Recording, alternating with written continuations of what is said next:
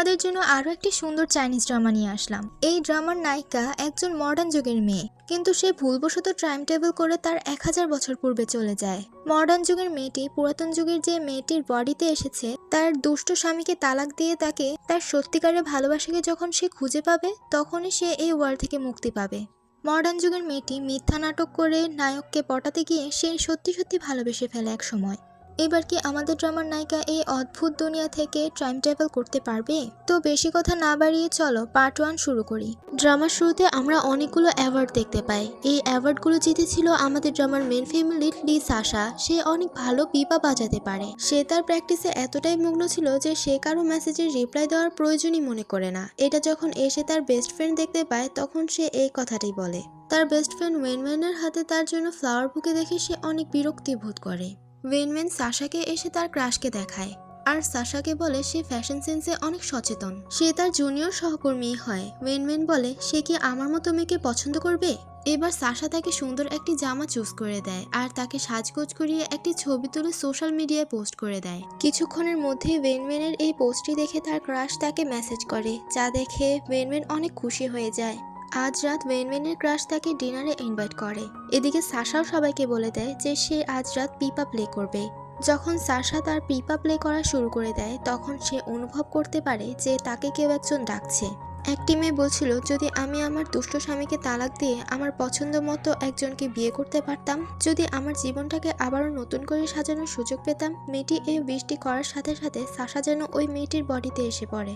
Sasha এটি একটি hallucination মনে করতে লাগে। সে ভাবতে লাগে, আমি কি স্টেজে পিপা বাজানোর সময় ঘুমিয়ে পড়েছি? সে কোনোভাবে বুঝে উঠতে পারছিল না যে এটা তার সাথে কি হচ্ছে। যারা তাকে টাকা দিয়ে পিপা বাদ্য শুনতে বসে তারা বলে, তুমি পিপা বন্ধ করে দিলে কেন? সাশা তো এই অদ্ভুত দুনিয়া থেকে বের হওয়ার রাস্তা খুঁজছিল। সাশা এদিক ওদিক তাকাতে তাকাতে তাদের পিছনে ওই টাইম টেবিল করা দরজাটি দেখতে পায়, কিন্তু সেই পুকুরে ঝাঁপ দিতে নিলে তার পিপা শ্রোতারা তাকে আটকায় আর তাকে বলে, তুমি কি পাগল হয়ে গিয়েছো? তুমি নিজে নিজে সুইসাইড করতে চাইছো কেন?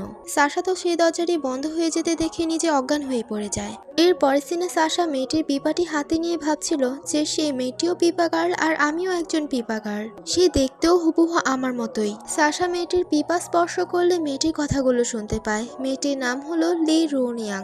রুনিয়াংকে সবসময় সবাই ইউজ করতো, এমনকি তার স্বামীও তাকে একটুও ভালোবাসেনি, বরঞ্চ তার উপর শুধু অত্যাচার করে গিয়েছে। তাই সে তার স্বামীকে তালাক দিয়ে তার সত্যিকারের ভালোবাসা খুঁজতে চায় আর তাকেই সে বিয়ে করতে চায়। সাশা বুঝতে পারে যে সে তার 1000 বছর পূর্বে এসে পড়েছে।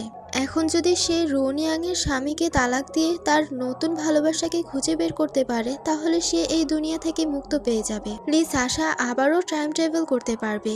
তখনই সাশার কাছে রুনিয়াং এর মূল্যবান সেই পিপা বাদ্যযন্ত্রটি নিয়ে যাবার জন্য দুজন লোক আসে। সাশা তার ঘরের সব জিনিসপত্র দিয়ে দিতে রাজি, কিন্তু তার পিপা বাদ্যযন্ত্রটি দিতে রাজি না। তাই সে লোকগুলোর হাত থেকে বাঁচার জন্য তাদের মুখে গরম পানি ছুঁড়ে মারে আর সেখান থেকে পালিয়ে যায়। সাশা এবার মনে মনে ভাবতে লাগে যে আমার একটাই ঘর ছিল, এখন তো আমার বাসস্থানটাও গেল। আমি মডার্ন ওয়ার্ল্ডে দাসী এবং রাজকন্যাদের কতই না কাহিনী পড়েছিলাম, কিন্তু এরপরও আজব এক পরিত্যাগ মহিলার বডিতে এলাম। শুধু আমার সাথেই কেন এমন হয়? এখন তো আমাকে এই পিপা দিয়ে পেট চালাতে হবে। এরপর সাশা সব মেয়েগুলোকে একদিকে দৌড়াতে দেখে সে সেখানে যায়। সামনেই একটি বিলবোর্ডে পিপা গার্ল নিয়োগ দেওয়ার একটি বিজ্ঞপ্তি দেখে সে সেখানে চাকরি নেওয়ার সিদ্ধান্ত নেয়। আজ মিউজিক পুরো ম্যানশনে পিপা গার্লদের অনেক বড় একটি প্রতিযোগিতা হতে চলেছে, তাই এত সাজগোজ করা হচ্ছিল। শ্যাংজিংকে একজন সার্ভেন্ট বলছিল যে এখানে অনেক সুন্দর সুন্দর মেয়েরা আজ এসেছে, তো আপনি একজনকে চুজ করুন। শ্যাংজিং বলে যে না, আমি আমার কাজে ধ্যান দিব, এসব করে লাভ নেই, তুমি তোমার স্টেজ সাজানোর কাজে মনোযোগ দাও। এইসব বলতে না বলতে সামনে একটি মোটা মেয়েকে দেখে প্রেমে পড়ে যায়। সেই মেয়েগুলোর ভিড়ের মধ্যে সাশাও ছিল। এই হলো আমাদের ড্রামার মেন লিড লু জিংনিয়ান, যে হলো এই ম্যানশনের ডেপুটি চিফ, যাকে নাকি দেখার জন্য এত মেয়ে পাগল। তার বক্তব্যের মাঝে একটি মেয়ে ভিড়ের মধ্যে থেকে বলে ওঠে যে আমাদের বাদ্যযন্ত্র তো আলাদা আলাদা রকম, তাহলে আমরা এরপরও কি একসাথে কাজ করব একই টিমে? জিংনিয়ান বলে হ্যাঁ অবশ্যই একসাথে কাজ করবে। এই বুদ্ধিটি সাশার কাছে একটুও পছন্দ হয়নি, তাই সে বলে ওঠে যে এটা কি করে সম্ভব। তার কথা শুনে সবাই তার দিকে তাকিয়ে থাকে। সেখানে জিংনিয়ান ছিল একজন বিচারক। সাশা জিংনিয়ানকে একটুও পছন্দ করে না আর সেখান থেকে চলে যাচ্ছিল, কিন্তু তাকে কেউ একজন সেখান থেকে ধাক্কা দিয়ে ফেলে দেয় আর জিংনিয়ান হিরোর মতো এসে বাঁচিয়ে ফেলে তাকে। আর সাশা এটা দেখে অনেক ইমপ্রেস হয়ে যায়। সাশা জিংনিয়ানকে দেখে ভাবতে লাগে যে একে তো নোভেলের নায়ক হিসেবে 9 আউট অফ 10 দেওয়া যায়। রুনিয়ং তো আমাকে টাস্ক দিয়েছিল যে তার সেই প্রেমিককে খুঁজে বের করতে হবে যার ঘাড়ের পিছনে 2টি দাগ আছে। এখন যদি আমি তাকে পটিয়ে তার ঘাড়ের পিছনে 2টি দাগ দেখতে পেয়ে যাই তাহলে আমি সহজে এই ওয়ার্ল্ড থেকে মুক্তি পেয়ে যাব। এদিকে জিংনিয়ানও সাশাকে নিয়ে ভাবছিল। জিংনিয়ানও মনে মনে সাশাকে একটু একটু পছন্দ করতে লাগে। সাশা ইচ্ছে করে পা মুচকানো নাটক করতে লাগে। সাশা মনে মনে ভাবতে লাগে যে এ তো জেন্টালও আছে, তাহলে তো ঠিকই হবে রুনিয়াং এর জন্য। আর জিংনিয়ান মনে মনে ভাবতে লাগে যে এ তো আমাকে মনে হয় পটানোর চেষ্টা করছে, তাই বলে এমন নাটক করা শুরু করে দিয়েছে পা মুচকানোর। জিংনিয়ান বলে ফেলে, এর আগে আমাকে অনেক মেয়েরা পটানোর চেষ্টা করেছিল কিন্তু ব্যর্থ হয়েছে, তাই বলছি তুমি আর ট্রাই করো না। সাশা মনে মনে ভাবে যে আমাকে তো যত কিছুই হোক তার ঘাড়ের পিছনে দাগটা দেখতেই হবে। সাশা তো আরো নাটক করতে লাগে। সাশা বলে যে আমাকে ভুল মনে করবেন না, আমি উপর থেকে পড়ে ব্যথা পেয়েছি পায়ে, তাই প্লিজ আমাকে সাহায্য করুন। তো জিংনিয়ানও তাকে সাহায্য করার জন্য রাজি হয়ে যায়। এখন এটা দেখে যে মেয়েরা তাকে ফেলে দিয়েছিল সেই মেয়েরা জেলাস হয়ে যায়। তো তারা এবার ভাবতে লাগে যে এবার অন্য উপায়ে সাশাকে শিক্ষা দিতে হবে। যখন সাশা লুকিয়ে লুকিয়ে জিংনিয়ানের ঘাড়ের পিছনে দেখতে নিচ্ছিল তখনই জিংনিয়ান তাকে ধরে ফেলে আর তাকে বলে তোমার পা ঠিক হয়ে গেছে, না হলে চলো আমি তোমাকে বাসায় পৌঁছে দেই। সাশা বলে আমার বাড়ি অনেক দূরে, তাই তুমি পারবে না, কিন্তু আমি কি তোমার ঘাড়টা চেক করতে পারি? সাশা যতবার তার ঘাড় চেক করার চেষ্টা করছিল ততবারই সে ঘুরে যাচ্ছিল, সাশাকে দেখতেই দিচ্ছিল না। জিংনিয়ান সাশাকে তার হাজবেন্ডের কথা জিজ্ঞাসা করলে সাশা তাও মিথ্যে কথা বলে। জিংনিয়ান সাশাকে জিজ্ঞাসা করে যে তোমার হাজবেন্ড এত দূরে তোমাকে যেতে দেয়? সাশা বলে জানি না, সে কোথায় আছে এখন। জিংনিয়ান বলে তোমার বাড়ি যেহেতু এত দূরে তাহলে তুমি আমাদের ম্যানশনে থেকে যেতে পারো।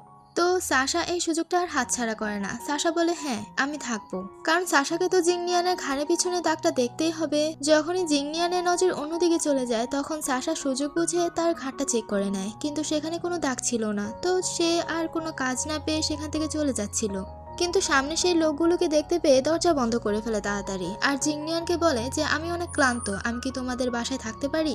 জিংনিয়ান তো বলে সমস্যা নেই, তোমাকে তো আমি পারমিশন দিয়ে দিয়েছি। এর পরের দিনে সাশা সার্ভেন্টদের জিজ্ঞাসা করছিল যে তোমাদের মালিক কি করে বুঝলো যে আমি এই কালার পছন্দ করি? সার্ভেন্টরা বলে আসলে আমাদের মালিক আপনাকে দেখেই বুঝতে পেরে গিয়েছিল। সাশা বলে ও আচ্ছা, তাহলে আমি কম খাই নাকি বেশি খাই তা কি করে জানলো? সার্ভেন্টরা বলে আসলে আপনার ঘাড়ে অ্যালার্জির মতো কিছু একটা দেখা দিল, তাই জন্য আমাদেরকে আমাদের মালিক বলে দিয়েছে যে আপনাকে কি কি দিতে হবে। তো সার্ভেন্টরা চলে যাওয়ার পর সাশা তার মনে মনে একটি দুষ্ট প্ল্যান বানাতে থাকে। এদিকে সেই দুটি লোক তো বিবাহ বাদ্যযন্ত্রটি চুরি করার জন্য রাতের অপেক্ষায় বসে আছে। তো সাশা যখন তার সুন্দর পার্পল ড্রেসটি পরে আসে তখন জিংনিয়ান তো তার দিকে তাকিয়ে থাকে, কারণ সে অনেক সুন্দর লাগছিল।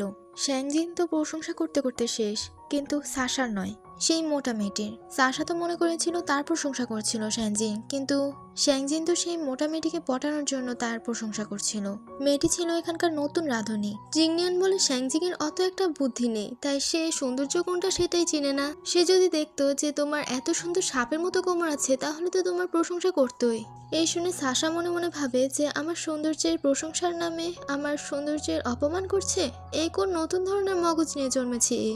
তো সাশা তাকে তার সাথে ড্রিঙ্ক করার জন্য অফার করলে সে রাজি হয়ে যায়। সাশা তো শুরু করে দেয় তার মিথ্যা ইমোশনাল কাহিনী, যেন জিংনিয়ান তার উপর দয়া করে। জিংনিয়ান বলে যে তুমি অনেক কষ্টে দিন কাটিয়েছো। এবার তো সাশা ফুললি ইমোশনাল ড্রামা করতে লাগে। সাশা মনে মনে ভাবে যে আমার জালে একবার ফাঁসাতে পারলে সেরেছে। তো সাশা এত কথা বলার পর জিংনিয়ানকে লাস্টে বলেই ফেলে যে আমার পিপাটা কি তুমি রাখবে? জিংনিয়ান রাখতে না চাইলেও জোর করে তার কাছে রেখে দেয়। যখন রাস্তা দিয়ে এই দামি পিপাটা জিংনিয়ান নিয়ে যাচ্ছিল তখন কিছু ডাকাত দল আসলে তাদেরকে ছাঁটাই করে। এই সুযোগেই সাশা সেই পিপাটি নিয়ে চলে আসে। সাশা তো এবার ঘোড়ার গাড়িতে উঠে এত জোরে চালিয়েছে যে এখন তার বমি পাচ্ছে। সাশা বলে কে বলেছে যে প্রাচীন যুগের গাড়ি একটু আস্তে চলে? সাশা রাতের বেলায় ওই দুজন লোককে তার রুমের দিকে যেতে দেখে ফেলেছিল। সে জানতো যে তার পিপাটি চুরি করার জন্য তারা যাচ্ছিল, তাই সে এমন প্ল্যান করেছে। কিন্তু যখন পিপার বাক্সটি খুলে দেখে তখন সে বাক্সের মধ্যে পিপা ছিল না, জিংনিয়ানের একটি চিঠি ছিল। সেই চিঠিতে লেখা ছিল যে তুমি যদি থাকো গাছের ঢালে ঢালে তাহলে আমি আছি গাছের পাতায় পাতায়। জিংনিয়ান যখন সাশাকে প্রথম দেখেছিল তখন তার প্রশংসা করে নিত। প্রশংসা তো করেছিল এই পিপাটির, মানে পুরোটা সময় সাশাকে এত কেয়ার এত আপ্যায়ন করছিল শুধুমাত্র তার পিপাটির জন্য। শ্যানজিং জিজ্ঞাসা করে যে আপনি কি করে বুঝতে পারলেন যে সে প্ল্যান করছে? জিংনিয়ান বলে আমার তার আচরণে সন্দেহ ছিল, এছাড়া একজন গরিব মহিলার কাছে দামি পিপা কি করেই বা থাকবে? এই পিপাটা অনেক রেয়ার, তাই আমি নিয়ে নিলাম। শ্যানজিং বলে এখন তো মনে হয় সে রাগে দাঁত কাটছে। জিংনিয়ান বলে আমি আগেই চিনতে পেরে গিয়েছিলাম যে এই একটা ছোট্ট শিয়াল। সাশা বলে বুড়ো শিয়াল, আমি তো তোমাকে শিক্ষা দিবই। এর পরের সিনে আমরা জিংনিয়ানের দুই ভাই সু ঝংচেন আর সু ইনকে দেখতে পাই, যারা নাকি জিংনিয়ানকে অনেক হিংসা করত, তাই তার সাথে বেশি একটা ভালো ব্যবহার করতো না, কিন্তু জিংনিয়ান তাদের সাথে অনেক সুন্দরভাবেই কথা বলতো। সেখানে তারা দুই ভাই জিংনিয়ানের সাথে ঝগড়াই করছিল, কিন্তু মাঝখানে তাদের আঙ্কেল আনসু আসে তাদের সাথে কথা বলার জন্য। তাদের চাচা তাদের সবাইকে বলে যে ল্যান্টিন ফেস্টিভ্যাল শুরু হওয়ার আর 3 মাস বাকি আছে, আমাদেরকে 1 মাসের মধ্যে প্রস্তুতি নিতে হবে। তার কারণ জিজ্ঞাসা করলে তাদেরকে বলে যে সেখানে অনেক বড় বড় নেতারা আসবে আর বড় বড় লোকরা আসবে, তাই আমরা যদি আগে থেকেই প্রস্তুত হয়ে থাকি তাহলে সবকিছু ঠিক হতে সক্ষম হবে। জিংনিয়ানের দুই ভাই চলে যাওয়ার পর জিংনিয়ানের আঙ্কেল তার সাপোর্টে কথা বলছিল। তার আঙ্কেল তাকে অনেক ভালো জানে। জিংনিয়ান বলে যে আমার দুই ভাই আমাকে একটু ভালো অবস্থানে দেখলেই তারা হিংসা করতে লাগে, কখন নিচু নামাবে তাই চিন্তা করতে লাগে তারা। তার আঙ্কেল তাকে বলে যে সবারই একটা নিজস্ব ভাগ্য আছে, তাদের সবাইকে তাদের ভাগ্যের সাথে লড়তে হয়। এর পরের সিনে আমরা একজন শেফকে দেখতে পাই যে নাকি অনেক ভালো রান্না করতে পারে। তার নাম হলো ইউ শিজি। তারই রেস্টুরেন্টে আমাদের ড্রামার আরও একজন ক্যারেক্টার সিন আর এসেছে, যার কাছে নাকি তার খাবার অনেক পছন্দ। সাশা তো সেই রেস্টুরেন্টে চা খেয়ে বলে যে এত বাজে চা কে বানিয়েছে, এটা চা নাকি স্যুপ। তখন ওয়েটার এসে বলে যে এটা তো আমাদের রাজবংশীয় চা। তো সাশার আর কি বা বলার ছিল, সাশা তো মডার্ন যুগের মেয়ে, সে তো এসব চা খায় না। সাশা বুঝতে পারে যে প্রাচীন যুগে এসে কি মডার্ন যুগের চা এক্সপেক্ট করা যায় নাকি, কফি তো দূরের কথা। তখনই সেখানে একজন বাজে লোক এসে সিন ক্রিয়েট করতে লাগে। লোকটি নিজের দোষ তো স্বীকার করছিলই না, আরো উল্টো সবাইকে দোষ দিচ্ছিল। ইউশিকে এনেছিল সেখানে সেই ঝামেলাটি সলভ করার জন্য, কিন্তু ইউশি তো সেখানে ওই লোকটির সাথে তর্কে জড়িয়ে আরো ঝামেলা বাঁধিয়ে দেয়, তাকে উপরে উঠিয়ে ফেলে। আর এসব করতে গিয়ে সিন আর এর খাবারগুলো নিচে পড়ে যায়, আর এটা দেখে সিন আর অনেক রেগে যায়। সিন আর তার খাবারগুলো পড়ে যেতে দেখে সে বলতে লাগে যে কৃষকরা অনেক কষ্ট করে ফসল ফলায় আর তোমরা নাকি তা অপচয় করছো। আর সেই লোকটিকে বলে তুমি এখনই আমার কাছে মাফ চাইবে। লোকটি বলে যে তুমি কি স্বপ্ন দেখছো, আমি তোমার কাছে মাফ চাইবো কেন। ইউশি বলে আমাকে নিচে নামাও, তারপর তোমরা ঝামেলা সলভ করো। সিন আর লোকটিকে তো এক খুশিতে উড়িয়ে দেয়। ইউশি তো এখনো বুঝতে পারছিল না যে সে এখনো উপরে কি করছে। তখনই নিচে তাকিয়ে দেখে যে সেই মেয়েটি তাকে উপরে উঠিয়ে রেখেছে। এটা দেখে তো ইউশি সিনারের উপর ক্রাশ খেয়ে যায়। তারা একে অপরকে দিকে এক দৃষ্টিতে তাকিয়ে থাকে। সিন আর তাকে বলে যে তুমি আমার জন্য অপেক্ষা করো। এটা বলে সেই লোকটিকে এমন মারধর করে যে সেই লোকটি কাঁদতে শুরু করে দেয়। এটা দেখে তো ইউশি বলতে লাগে যে একে তো আমি ভালোই বেসে ফেলেছি। আবার লোকটির এই বেহাল অবস্থা দেখে সিন আর আবার মায়াও হয়। সিন আর দয়া করে তাকে ছেড়ে দেয়। এটা দেখে ইউশি বলতে লাগে যে ওয়াও, এর উপরটা যতই শক্ত হোক না কেন এর ভিতরটা তো কত নরম। তখনই সেখানে রাইট মিউজিক ব্যুরো থেকে একজন মেয়েড এসে তাকে সেখানে যেতে বললে সিন আর যেতে রাজি হয় না। সিন আর বিল পরিশোধ করতে গেলে দেখে যে সেই লোকটির দেওয়া সেই নকল নোটটি তার কাছে আছে, তার কাছে আর কোনো টাকা নেই। এটা দেখে সেই শপকিপার তাকে বাঁচিয়ে দেয়। শপকিপার বলে যে তুমি শুধুমাত্র আমাদেরকে বাঁচানোর কারণে আমি তোমাকে এই নকল নোটটি চালিয়ে দিয়েছি। মেট সিনারকে না যাওয়ার কারণটা জিজ্ঞাসা করলে সিনার বলে যে আমার বেতন কম, তাই যদি আমাকে বেতন বাড়িয়ে দিত তাহলে আমি যাওয়ার আগ্রহ খুঁজে পেতাম। মেট বলে যে আপনি এত টাকা দিয়ে আপনি কি করবেন। সিনার বলে আমার টাকার জন্য আমার ভবিষ্যৎ অন্ধকার, আর তুমি বলছো আমি টাকা দিয়ে কি করব। মেট তাকে আরো বলেছিল যে ল্যান্টিন ফেস্টিভ্যালে আপনার বেতন বাড়তেও পারে আবার নাও বাড়তে পারে। তো এটা দেখে আর সিনারের যাওয়ার মুডই চলে যায়। সে তার কোনো কথা না শুনে সেখান থেকে চলে যায়। এটা দেখে ইউশি হাসতে লাগে আর তার দিকে তাকিয়ে থাকে। সামনে সাশা এসে পড়লে সাশাকে বলে যে এই মুরগির কঙ্কালটা আবার কোথা থেকে আসলো। ইউশি সিনারকে উকিঝুঁকি দিয়েও আর দেখতে পায় না, তাই সেখান থেকে রেগে মেগে চলে যায়। যখন চলে যায় তখন বুঝতে পারে যে ওই মুরগির কঙ্কালটা সাশাকেই বলেছিল। সাশা বলে আমার সৌন্দর্যকে এতটা অপমান করলো। এদিকে জিংনিয়ান সেই ফিনিক্স নেকের দামি মেলোডিটি অনেককে দিয়ে বাজিয়েছিল, কিন্তু কেউই সুন্দর মতো বাজাতেই পারছিল না। তাই এটা দেখে বলতে লাগে যে কেউ যদি এই দামি পিপাটি বাজাতেই না পারে তাহলে তো এই দামি পিপাটি আমার কাছে অকেজো হয়ে পড়ে থাকবে। না, আমি এটা হতে দেব না। কেউ একজনকে তো বার করতেই হবে যে এই পিপাটি বাজাতে পারবে, আর এই পিপাটি দিয়ে আমি ল্যান্টিন ফেস্টিভ্যালে জয়ী হব। জিংনিয়ান যখন সেই পিপাটি নিয়ে বের হয় তখন সাশা তাকে লুকিয়ে লুকিয়ে দেখতে থাকে। সাশা তাকে লুকিয়ে লুকিয়ে ফলো করতে লাগে। জিংনিয়ান এমন একটা জায়গায় গিয়েছিল যেখানে নাকি কাপড় আর কাপড় ছিল, তাই সাশা তাকে খুঁজে বের করতে একটু কষ্ট হচ্ছিল। পিছন ফিরে যখন জিংনিয়ানকে দেখতে পায় তখন জিংনিয়ানকে দেখে সে কাপড়ের উপর পড়ে যায়। ভুলবশত তারা দুজন একসাথে কাপড়ের ভিতর পেঁচিয়ে যায় আর ফেসে যায়। জিংনিয়ান যখন সাশাকে জিজ্ঞাসা করে যে তুমি আমাকে ফলো করছো কেন, তখন সাশা তো পুরোই অস্বীকার করে যে কই, আমি তো তোমাকে ফলো করছি না, আমি তো তোমার সাথে দেখা করার জন্য এসেছিলাম। সাশা মনে মনে ভাবে যে আমি তো আমার ফিনিক্স নেকের দামি পিপাটির জন্য তোমার ফলো করছিলাম, নাহলে কি আমি তোমার ছায়ার দিকেও তাকাতাম নাকি? জিংনিয়ান তো সবই বুঝতে পারে যে সাশা কি কারণে তাকে ফলো করছে। জিংনিয়ানও চালাক কম ছিল না। জিংনিয়ান তার পেট থেকে সত্য কথা বের করেই ছাড়ে যে সে ফিনিক্স নেকেট পিপাটির জন্য তাকে ফলো করছে। যখন সাশা তাকে বলে যে ফিনিক্স নেকেট পিপাটি আমাকে দিয়ে দাও, আমি তোমাকে তোমার টাকা ফিরিয়ে দিব, এটা বললে সে রাজি হয় না। জিংনিয়ান সাশাকে নতুন আরেকটা পিপা কিনে নিতে বলে সেখান থেকে চলে যায়। সাশা মনে মনে বলতে লাগে যে তুমি শুধু দেখতে থাকো, আমি আমার পিপাটি তোমার কাছ থেকে ছিনিয়ে নিব। তো সাশা পিপার দোকানে গিয়ে সবচেয়ে সস্তাওয়ালা একটা পিপা কিনে, যা নাকি অত একটা টেকসই না, ভেঙেও যেতে পারে। জিংনিয়ান ল্যান্টিন ফেস্টিভ্যালে জয়ী হওয়ার জন্য সবচেয়ে ভালো মেলোডি প্লেয়ারকে খুঁজছিল, কিন্তু কারো মেলোডি প্লে করাই জিংনিয়ানের কাছে পছন্দই হচ্ছিল না। তাই সে দাঁড়িয়ে দাঁড়িয়ে শুধু বিরক্ত হচ্ছিল। তখনই হঠাৎ করে তার কানে অসম্ভব সুন্দর একটা পিপার সুর ভেসে আসে, যে সুরটা ছিল সাশার পিপার। সাশা ছাদের উপর বসে বসে এত সুন্দর করে পিপা বাজাচ্ছিল যে সবাই ভিড় করতে বাধ্য হয়। মানুষ বলতে লাগে যে মেলোডি প্লেয়াররা পিক দিয়ে বাজাতে গেলেও হাত কেটে ফেলে, আর এ নাকি খালি হাতে পিপা বাজাচ্ছে। জিংনিয়ান তো বলতে লাগে কেউ এত সুন্দর করেও পিপা বাজাতে পারে। তার অসাধারণ প্রতিভা থেকে তো আমার মনে হচ্ছে সে অন্য একটা ওয়ার্ল্ড থেকে বিলং করে, সেই এই ওয়ার্ল্ডের হতেই পারে না। সাশা তো ফুললি যেভাবে মডার্ন যুগে বাজাতো সেভাবে বাজাচ্ছিল। এবার জিংনিয়ান সাশাকে আন্ডার এস্টিমেট করার জন্য এবার নিজের উপর নিজেই গিল্টি ফিল করতে লাগে, আর এটাও বুঝতে পারে যে তার ফিনিক্স নেকেট পিপাটি তার জন্যই উপযুক্ত, সে ছাড়া আর কেউই বাজাতে পারবে না। এতজনের পিপার মাঝে সাশার পিপার সুরটি যেন জিংনিয়ানের মন ছুঁয়ে যায়।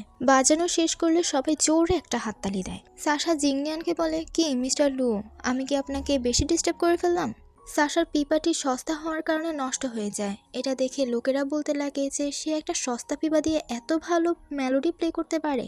এটা দেখে মেলোডি প্লেয়াররা তাদের নিজেদের ভুলটা বুঝতে পারে। দামে পিপা হলেই যে মেলোডি প্লে করা সুন্দর হবে এমন কোনো কথাই নয়, প্রতিভা থেকেই সৌন্দর্য আসে। তো এর পরের সিনে আমরা দেখতে পাই জিংনিয়ান সাশাকে তার পিপাটি দিয়ে দেয়। সাশা বলে যে কেন, তুমি তো আমাকে এই পিপাটি ফিরিয়ে দিতে চাইছিলে না, তাহলে এখন কি হলো? এটা শুনে জিংনিয়ান বলে যে তোমার প্রতিভা অনেক ভালো, তুমি ছাড়া এই পিপাটি কেউই বাজাতে পারবে না। আমি অনেকের হাতে এই দামি পিপাটি বাজিয়েছিলাম, কিন্তু কেউই এত সুন্দর বাজাতে পারে না। আমি বুঝতে পেরেছি যে তুমি ছাড়া এই পিপাটি আর কেউ বাজাতেই পারবে না। সাশা মেনে নেয়, বলে আচ্ছা ঠিক আছে, তুমি যেহেতু আমার পিপাটি আমাকে ফিরিয়ে দিতে চাইছো তাহলে আমি নিয়ে যাচ্ছি, কিন্তু আমি তোমার কাছে আরো একটা হেল্প চাই আমার। জিংনিয়ান বলে আমি বুঝতে পেরেছি, তুমি কি চাও? জিংনিয়ান সেই চোর দুটোকে সাশার জন্য বেঁধে রেখেছিল, যারা নাকি তার পিপাটি চুরি করার চেষ্টা করেছিল। যখন সাশা তাদেরকে জিজ্ঞাসা করেছিল যে তাদের পিছনে কি আছে, তখন তারা বলে যে তার হাজবেন্ডই আছে। সাশা বুঝতে পারে যে সে এই পিপাটি দিয়ে তার পেট চালাচ্ছে বলে তার হাজবেন্ড তার এই দামি পিপাটি বিক্রি করে ফেলতে চেয়েছিল। সাশা বলে সে নিজেই তো একজন চোর বাটপার, সে আবার লোক দিয়ে চুরি করানোর কি আছে। সাশাকে তারা এর জবাবে বলে যে সে বলেছে তিনি নাকি অনেক সুনামধন্য লোক, যদি তিনি চুরি করতে গিয়ে ধরা পড়ে যায় তাহলে তার নাম খারাপ হবে, তাই আমাদেরকে বলেছে যে আমরা যদি চুরি করে দেই তাহলে আমাদেরকে অনেক পুরস্কৃত করবে। তো জিংনিয়ান সেই চোর দুটোকে জেলে পাঠিয়ে দেয়। সাশা জিংনিয়ানের সাথে গাড়িতে বসে বসে ভাবছিল যে সে আমার জন্য কত কষ্ট করে সেই চোর দুটোকে আগে থেকেই বেঁধে রেখেছিল, আবার আমার হাজবেন্ডকে খোঁজার কাজেও সাহায্য করছে। সে আমার চালাকি বুঝতে পেরেও আমার পিপাটি আমাকে ফিরিয়ে দিয়েছে। আমার তো বিশ্বাসই হচ্ছে না যে সে এতটা দয়ালু। জিংনিয়ান বলে, কি সারা রাস্তা যে আমার দিকে তাকিয়ে আছো? মনে মনে কি ভাবছো যে ইস, কেনই বা যে এত দয়ালু মানুষটার উপর প্রতিশোধ নিতে গেলাম? সাশা অস্বীকার করে বলে, কই না তো, আমি এমনটা ভাববো কেন? মানে এখানে আবার শুরু হয়ে যায় তাদের দুজনের ঝগড়া। তো অবশেষে সাশা চ্যান ম্যানশনে এসে পড়ে। সাশা গাড়ি থেকে নেমে জিংনিয়ানকে বলে যে এবার তোমার আর আমার রাস্তা আলাদা আলাদা। জিংনিয়ান বলে যদি কোনোদিন দেখা হয় আবার আর কি। জিংনিয়ান চলে যাওয়ার পর সাশা মনে মনে ভাবছিল যে কোনোদিনও আমি তোমার সাথে আর এর পরের বার দেখাও করবো না। আর জিংনিয়ান গাড়িতে বসে বসে ভাবছিল যে আমি তো তোমাকে ছাড়বো না, এবার তো তুমি আর তোমার ফিনিক্স পিপা দুটোই আমার, কারণ আমাকে যে ল্যান্টিন ফেস্টিভ্যালে জিততে হবে, তোমাকে তো আমি এত তাড়াতাড়ি হাতছাড়া হতে দিব না। এরপর আমরা সাশাকে ছদ্মবেশ রূপে দেখতে পাই, যে নাকি রোনিং এর হাজবেন্ডকে দেখছিল, যার নাম হলো চ্যান সিশিয়ান। সাশা চ্যানকে দেখেই বুঝতে পেরে যায় যে তার নজর কতটা খারাপ। একটা মেয়ে কোলে এসে বসে যায়। যখনই নাচের মঞ্চে একজন লাল সুন্দরীকে দেখতে পায় তখন তার চোখগুলো বড় বড় হয়ে গিয়েছিল। এতক্ষণ যার সাথে গা ঘেঁষছিল তাকে সরিয়ে সেই নতুন রূপবতীকে দেখতে থাকে। সেই মঞ্চে এত সুন্দর করে নাচ করে যে সবার দৃষ্টি আকর্ষণ করে ফেলে। জিংনিয়ান তো বুঝতে পেরে যায় যে এটা আর কেউ না, এটা সেই সাশাই। জিংনিয়ান সাশার সব শয়তানি বুঝতে পেরে যায় যে সে ইচ্ছে করে এখানে নাচ করে তার হাজবেন্ডকে ইমপ্রেস করার ট্রাই করছে। নাচ শেষে যখন মুখ থেকে মুখোশটা পড়ে যায় তখন দেখা যায় জিংনিয়ানের সন্দেহটাই সঠিক ছিল। চ্যান এবার সাশার সৌন্দর্য দেখে সে পাগল হয়ে যায় আর সাশার সাথে এসে সুন্দরভাবে কথা বলতে লাগে। সাশা না চেনার ভান করলে সে বলে, তুমি আমাকে চিনতে পারছো না, আমি তোমার হাজব্যান্ড। সাশা বলে, না, আমার কোনো কিছুই মনে নেই। চ্যান বলে, সমস্যা নেই, আমরা আবারও পুনর্মিলন করব। সাশা বলে, অবশ্যই না, কারণ আপনার আর আমার মাঝে স্বামী স্ত্রীর সম্পর্কটা আমি মানতে পারছি না, আমার কাছে অস্বাভাবিক লাগছে। আর আপনি যে আমাকে সত্যি বিয়ে করেছেন এর কি প্রমাণ আছে? জিংনিয়ান যে 7জন ব্যাকগ্রাউন্ড প্লেয়ার নিবে তাদেরকে সবাইকে প্র্যাকটিস করাচ্ছিল। সেখানে সিন আর বসে বসে ঘুমাচ্ছিল, তাকে ঘুমাতে দেখে তাকে জাগায়। জিংনিয়ান বলে, তুমি কি জানো তুমি জিতলে কত বড় পুরস্কার পাবে? সিনার বলে, এমনিতেও তো আমি হেরেই যাব, আর পুরস্কার তো দূরের কথা। জিংনিয়ান বলে, এই যে ল্যান্টিন ফেস্টিভ্যাল শুরু হওয়ার আর 3 মাস বাকি আছে, এই 3 মাসের মধ্যে আমি তোমাকে তোমার স্যালারি 2 গুণ বাড়িয়ে দেব। মানে বুঝতে পারছো যে এখন তুমি ঘুমালে তোমার কি লোকসান হবে? এটা শুনে সিনার বলতে লাগে যে অবশ্যই আমাদের এখানে ঘুমানো উচিত না। হ্যাঁ, এবার সবাই কাজে লেগে পড়ো। সাশাকে চ্যান তাদের ম্যারেজ সার্টিফিকেট দেখায়। সাশা মনে মনে ভাবতে লাগে যে এই যুগে তো ম্যারেজ সার্টিফিকেট অনেক সহজ, তাই না? নয়তো মডার্ন যুগের আইন তো অনেক কঠিন। সাশা তো এবার বানিয়ে বানিয়ে কাহিনী বলতে লাগে যে তাকে একজন অ্যাক্সিডেন্ট করেছিল, যার কারণে তার স্মৃতিশক্তি আর মনে পড়ছে না। এই শুনে চ্যান বলে যে খুব শীঘ্রই তাদেরকে ধরবো। সাশা বলে যে তার কোনো প্রয়োজন নেই। সাশা তাকে ইমপ্রেস করার ট্রাই করে। সাশা তো ইচ্ছে করে চ্যানকে তার জালে ফাঁসানোর চেষ্টা করছিল। চ্যানও সহজেই পটে যায়। চ্যান বলছিল যে আমাকে একটা মহিলা তাকে বিয়ে করার জন্য অনেক জোরাজুরি করছিল, তাই আমাকে তাকে আমার অনিচ্ছাকৃতভাবে বিয়ে করতে হয়েছিল। সাশা মনে মনে ভাবে যে তুমি যে কত বড় শয়তান ওটা আমার আগেই জানা আছে। তখনই একজন মেয়েড এসে জানায় যে তার দ্বিতীয় স্ত্রী সুইসাইড করার ট্রাই করছে। চ্যান বলে, সে মরলে মরুক, এতে আমি আরও তার হাত থেকে মুক্তি পাবো। সাশা বলে, এমনটা বলো না, সে তোমার কঙ্কবাইন হয়, তোমার দ্বিতীয় স্ত্রী হয়, তোমার যাওয়া উচিত। চ্যান বলে, যেহেতু তুমি বলছো তাই আমি যাচ্ছি। গিয়ে দেখে যে দাসীরা তার দ্বিতীয় স্ত্রীকে ধরে রেখেছে, কারণ সে অনেক পাগলামো করছিল পুকুরে ঝাঁপ দেওয়ার জন্য। চ্যান তো উল্টো তার দ্বিতীয় স্ত্রীকে বকা দিয়ে বলে যে তুমি কি আমাকে শান্তিতে থাকতে দিবে না? যখনই দেখছো আমার প্রথম স্ত্রী আমার কাছে এতদিন পর এসেছে তখনই তোমার পাগলামো শুরু করে দিলে। তার দ্বিতীয় স্ত্রী বলে যে তুমি আমাকে কথা দিয়েছিলে যে তুমি তোমার প্রথম স্ত্রীকে ঘরে আনবে না, এটা বলে তুমি আমাকে বিয়ে করেছিলে, কিন্তু এখন দেখো তুমি তোমার প্রথম স্ত্রীকেই ঘরে এনেছো, তাই আমি আর তোমার ঘরে থাকতে চাইছি না, আমি মরে যেতে চাই। কিন্তু তাও চ্যানের তো কোনো পাত্তাই নেই। তখনই সেখানে সাশাকে দেখে বলতে লাগে যে তুমি রোন ইয়াং, তাই না? তার প্রথম স্ত্রী। তুমি মনে করো না যে আমার স্বামীর সামনে তুমি রঙিন রঙিন জামা কাপড় পরে সামনে থাকলেই সে ইমপ্রেস হয়ে যাবে? তাকে সাশার দিকে আঙ্গুল তুলে কথা বলতে দেখে চ্যান তাকে কানে গালে থাপ্পড় মারে। এই দেখে সাশা মনে মনে ভাবতে লাগে যে এই কত নির্দয় হৃদয়হীন একটা মানুষ। সাশা তো মনে মনে চ্যানকে আরো কত কি গালি দিচ্ছিল, কিন্তু সামনাসামনি চ্যানকে বলে যে তুমি এত রাগ করো না, তাহলে তুমি অসুস্থ হয়ে যাবে। চ্যান বলে, তুমি কত কেয়ার করো আমার। এটা বলে যতবার তাকে হাক করার জন্য হাত বাড়াচ্ছিল ততবার শুধু হাত পিছিয়ে দিচ্ছিল সাশা। তার দাসী চিংচিও তার জন্য কাপড় চোপড় নিয়ে আসে। চিংচিও বলে যে তুমি কি আমাকে চিনতে পারছো না, আমি তোমার দাসী। সাশা বলে, আমার তো স্মৃতিশক্তি হারিয়ে গিয়েছিল, তাই জন্য আমি সবাইকে আর আগের মতো চিনতে পারছি না। চিংচিও বলে, আমি তোমাকে পালাতে সাহায্য করেছিলাম, কিন্তু তুমি এরপরও আবারও ফিরে এলে। তুমি তো জানোই তোমার হাজবেন্ড তোমার উপর কতটা টর্চার করবে, কিন্তু তারপরও এলে কেন? কিন্তু সাশা চিংচিওর হাতে শরীরে চেক করলে দেখা যায় যে কিছু দাগ আছে। চিংচিও কিভাবে এত ব্যথা পেয়েছে তা জিজ্ঞাসা করলে চিংচিও বলে, আপনি যখন আমাকে এখানে রেখে গিয়েছিলেন তখন সে আমাকে দর্শন করার চেষ্টা করেছিল। আমি আমার নিজেকে বাঁচানোর জন্য এখান থেকে পালানোরও চেষ্টা করেছিলাম, কিন্তু আমাকে ধরে মারধর করা হলো তার জন্য। সাশা বলে, তুমি চিন্তা করো না, আমি তো একে শিক্ষা দিয়ে ছাড়বো। এর পরের সিনে চ্যান সাশাকে বলে যে আমাদের বিয়ে হয়েছে এত বছর হলো, কিন্তু বিয়েটা আমরা সম্পূর্ণই করতে পারলাম না, মানে ওসব করতে পারলাম না তোমার সাথে। তাহলে চলো আজ আমরা আমাদের সম্পর্কটা সম্পূর্ণ করি। এটা বলে চ্যান সাশাকে কিস করতে নিচ্ছিল। এই ঘটনা আবার পাড়ার সিসি ক্যামেরায় রেকর্ড হয়ে যায়। সাশা তো এদিকে চ্যানকে কিস করতে দেয় না তাকে, আর গুছিয়ে নাটক করতে লাগে। বলতে লাগে, আমি পত্রিকায় দেখেছি তুমি নাকি অনেক খারাপ কাজ করো মেয়েদের সাথে। তুমি আমার সাথে অতীতেও খারাপ করেছো আর এখনো খারাপ করবে। এটা বলে নাটক করে কান্না করতে লাগে। চ্যান বলে, এগুলো যে গুজব, আমি তোমার সামনে এটা প্রমাণ করবই। আর সাশা তো মনে মনে অন্য কিছু ভাবছিল। এদিকে জিংনান মনে মনে ভাবছিল যে এদেরকে দ্বিগুণ বেতন দিব বলেছিলাম বলে তারা এবার সুন্দর মতোই প্লে করছে। আমি বুঝতে পেরেছি সিনারকে এখন থেকে টাকা দিয়ে ইচ্ছা মতো নাচাতে হবে। তখনই শ্যাংজিং অস্থির হয়ে জিংনিয়ানের কাছে ছুটে আসে। জিংনিয়ান বলে, তুমি এভাবে ছুটে এসেছো কেন? শ্যাংজিং তো এক্সাইটেডের সাথে ওই সাশা আর চ্যানের মাঝখানে কি হলো তা বলছিল। জিংনিয়ান বলে, তোমাকে কি এখানেই বলতে হবে? এতগুলো মেয়ের সামনে কি একটু লজ্জা শরমও নেই তোমার? শ্যাংজিং তো বলতে লাগে, কিন্তু রোনিয়াং যদি তার হাজবেন্ডকে মেনে নেয়? জিংনিয়ান তো বারবার করে মানা করছিল যেন এইসব আলোচনা কারোর সামনে না করে। রাতে চ্যান তাদের ম্যারেজ সার্টিফিকেটটা সাশার কাছে দিয়ে দেয়। চ্যান সাশার সাথে মিষ্টি মিষ্টি করে কথা বলছিল, কিন্তু সাশার তো এতে কোনো ইন্টারেস্টই নেই। সাশা কৌশলে তাকে ওয়াইন খাইয়ে ড্রাঙ্ক করে ফেলে। বাক্সে আরও একটি চিঠি খুঁজে পেলে চ্যান বলে যে, আমি তোমাকে মানানোর জন্য চিঠিও পাঠিয়েছিলাম, কিন্তু তুমি আমার চিঠিটি পাওনি, তাই আমার লেখা এই চিঠিটি আমার কাছেই রয়ে গেল। আর সাশা তো শুধু তাকে ড্রিঙ্ক করিয়ে মাতাল বানিয়ে ফেলছিল। সাশা বলে, আমি তোমার জন্য রুমে ওয়েট করছি, তুমি আমার জন্য এসে পড়ো রুমে। এটা বলে সে চ্যানকে সেখানে রেখে চলে যায়। আর বেচারা মাতাল চ্যান তো সারা রাত পরে এভাবেই বাহিরে পড়ে থাকে। এরপর যখন সকাল হলো তখন দেখা গেল যে চ্যানের ঠান্ডা লেগে গিয়েছে আর জ্বর উঠে গিয়েছে। সে শীতে কাঁপতে কাঁপতে সাশার কাছে আসে। সাশা বলে, আমি তো তোমার জন্য সারা রাত ধরে রুমে অপেক্ষা করেছিলাম, কিন্তু তুমি তো আমার কাছে আসলে না, তো আমি ভেবেছিলাম তুমি সেই তোমার দ্বিতীয় স্ত্রী শাওনিয়াং এর কাছে গিয়েছো।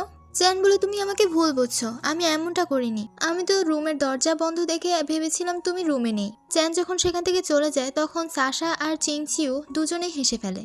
এর পরের সিনে সাশাকে মারার জন্য শাওনিয়াং তার সামনে ছুরি এনে ধরে। সাশা বলে, আমি এতটুকু তোমার থেকে এক্সপেক্ট করিনি যে তুমি এতটা নিচে নেমে যাবে। শাওনিয়াং বলে, কাল আমার জন্মদিন ছিল। প্রতি বছর আমার জন্মদিনে আমার স্বামী আমার সাথে থাকতেন, কিন্তু কাল তোমার কারণে আমার স্বামী আমার কাছে আসেনি, তাই তুমি মরারই যোগ্য। সাশা বলে, ধরো আমি এখন মরে গেলাম, কিন্তু সেই মানুষটা কি তোমার আর পাত্তা থাকবে? যে মানুষটা তোমার সাথে এতদিন থেকে এই কয়েকদিন আমাকে পেয়ে তোমাকে ভুলে যেতে পারে, সে মানুষটার কাছ থেকে কিভাবে এক্সপেক্ট করো যে আমি মরে গেলে তোমাকে আবারও যত্ন করবে?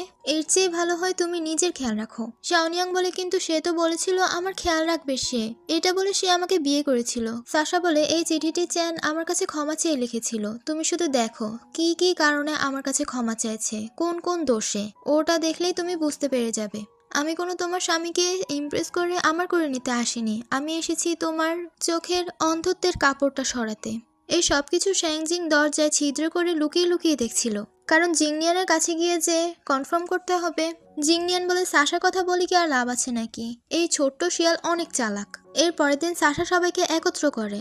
লোকেরা গসিপ করতে লাগে যে এর হাজব্যান্ড তো এর উপর অসন্তুষ্ট। শুনেছি এর যাওয়ার 2 মাস পরই আবার আরেকটা বিয়ে করে ফেলেছে এর স্বামী। সাশাকে জিজ্ঞাসা করে যে, তুমি কি বলার জন্য আমাদেরকে এভাবে জড়ো করেছো? সাশা একটি পোস্টার দেখায়, সেখানে লেখা আছে যে তার স্বামীর 7টি দোষ সবার সামনে উল্লেখ করা হবে।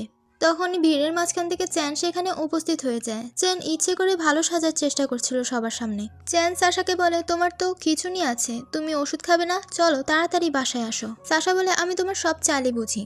চ্যান তাকে ফিসফিসিয়ে বলে যে, আমার দোষ যে হলো তার প্রমাণ আছে তোমার কাছে? সাশা সবাইকে বলে যে চ্যান আমার কাছে একটি চিঠি লিখেছিল, কি কি ভুলের জন্য আমার কাছে চিঠি লিখেছিল সেটা দেখলেই আপনারা বুঝতে পেরে যাবেন যে আমার উপর কতটা নির্যাতন হয়েছিল। যখন বাক্সটি খোলা হয় তখন দেখা যায় চ্যান সেই চিঠিটি আগে সরিয়ে রেখেছিল। আসলে সাশা শাওনিয়াংকে যখন চিঠিটি দেখিয়েছিল তখনই শাওনিয়াং সেই চিঠিটি চুরি করে নিয়ে এসেছিল। শাওনিয়াং বলে, আমি আপনাকে বিয়ে করেছি, আপনাদের বংশের কোনো একটা নাম খারাপ হবে, এটা আমার সহ্য হবে না। চ্যান সবাইকে বলে যে, আপনারাই দেখুন, আমি এখন ওর সাথে অনেক সুন্দরভাবে কথা বলছি, তাও সে আমাকে ইগনোর করছে।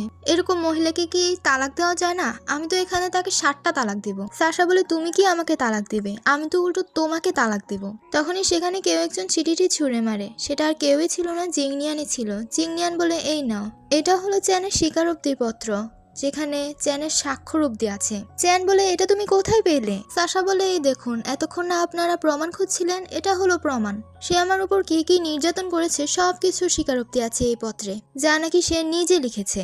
তাই আমি এখন এই কারণে তাকে তালাক দিব। ভিড়ের মাঝখান থেকে একজন বলে ওঠে যে, এমন নিয়ম তো কোনো ইতিহাসেই নেই যে স্ত্রী স্বামীকে তালাক দিবে। এতদিন তো স্বামী স্ত্রীকে তালাক দিয়ে এসেছে। সাশা বলে, এটা কোনো বিষয় হলো? সাশা তো একজন মডার্ন মেয়ে। সাশা বলতে লাগে যে নারীদেরকে যদি অধিকার থেকে বঞ্চিত করা হয় তাহলে সমাজ সুষ্ঠুভাবে চলতে সক্ষম হবে না। এর পরের সিনে সাশা জিংনিয়ানকে ধন্যবাদ জানায় আর তাকে জিজ্ঞাসা করে যে, তুমি কি করে জানলে যে আমার ভুল হবে? জিংনিয়ান বলে, আমি আগেই বুঝতে পেরে গিয়েছিলাম, যখন নাকি তুমি শাওনিয়াংকে চিঠিটা দেখিয়েছিলে তখন। সাশা বলে, কিন্তু তখন তুমি কি করে বুঝতে পারলে? আর তুমি কি আমার পিছনে গোয়েন্দা টোয়েন্দা ভাড়া করে রেখেছো নাকি?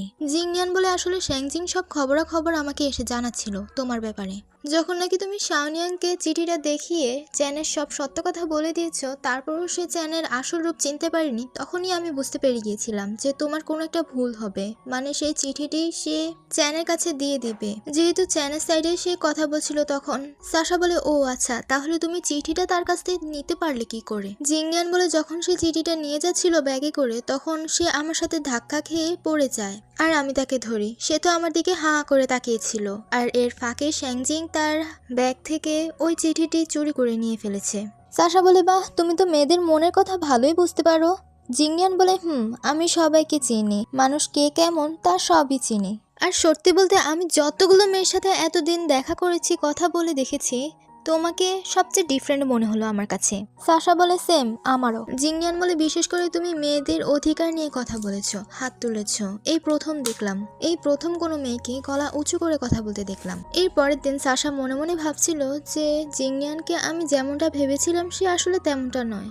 চিংচিও বলে, অবশেষে ওই শাওনিয়াংকে বন্দি করা হয়েছে আর চ্যান জেলে গিয়েছে, এখন তো পুরো বাড়ি আমাদের। সাশা বলে, হ্যাঁ, তার সাথে ডিভোর্স তো হয়ে গিয়েছে, কিন্তু এখন আমাকে আমার বাড়ি ফিরে যেতে হবে। চিংচিও মন খারাপ করে বলে, কেন মিস, এটা কি আপনার বাড়ি নয়?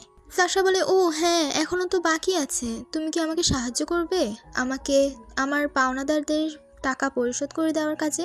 তখনই তার সব পাওনাদাররা তার ঘরে এসে তাকে ঘিরে ফেলে। সাশা বলে, আমি কি আপনাদের কাছ থেকে টাকা নিয়েছিলাম নাকি? টাকা তো নিয়েছে সেই চ্যানকে গিয়ে আপনারা জেলে পাবেন। আমার কাছে কেন আসছেন? তার কাছে যান। পাওনাদাররা বলে যে আপনাদের ডিভোর্স রিয়েল নাকি ফেক তা আমরা জানতে চাই না, আমরা শুধু আমাদের টাকা চাই। তো এইখানেই পার্ট 1 শেষ হলো। সাশার কি হবে এবার? সে কি সত্যি টাস্কগুলো পূরণ করতে পারবে?